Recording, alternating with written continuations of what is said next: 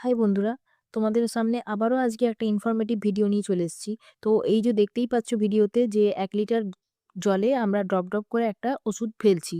তো এই ওষুধটা কি ওষুধ এবং কেনই বা আমরা দিচ্ছি, কি কাজে লাগবে সবই তোমাদেরকে আজকে এই ভিডিওর মাধ্যমে বলবো। তো তার জন্য তোমাদেরকে পুরো ভিডিওটা দেখতে হবে।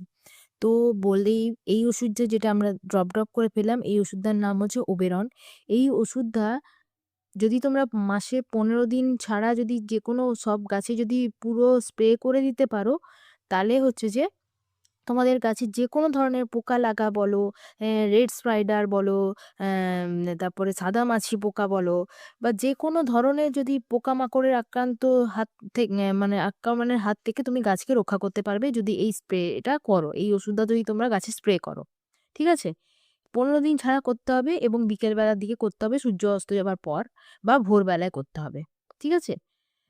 তাহলেই দেখবে তোমাদের গাছে কিছুদিন পরেই দেখবে গাছ সুস্থ হয়ে গেছে। বিশেষ করে এইটা অপরাজিতা গাছে হয়। ঠিক আছে? রেড স্পাইডারের মতো হয়। মানে পাতার পেছনে দেখবে লাল, লাল মাকড়সা জাল বেঁধে আছে।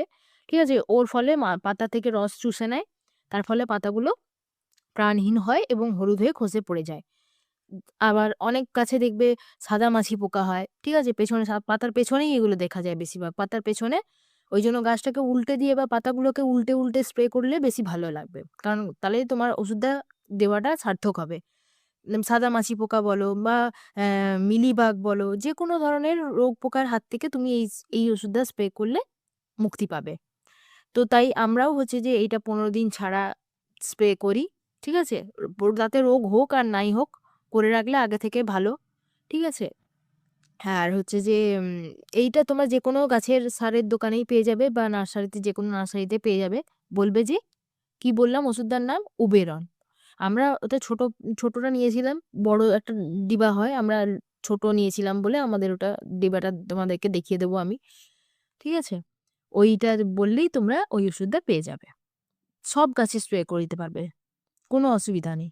যে এই গাছে দেবো কি ওই গাছে দেবো না, সব গাছে স্প্রে করে রাখলে সব ওই পোকামাকড়ের হাত থেকে তোমাদের গাছ উদ্ধার পাবে। তোমাদের গাছকে উদ্ধার করতে পারবো। তো আজ এতটাই। আবার আসবো অন্য কোনদিন অন্য কোনো ইনফরমেটিভ ভিডিও নিয়ে। তো আমার ভিডিও ভালো লাগলে প্লিজ আমার চ্যানেলটাকে সাবস্ক্রাইব করে দেবেন এবং আমার ভিডিওটাকে লাইক করবেন। তো টাটা।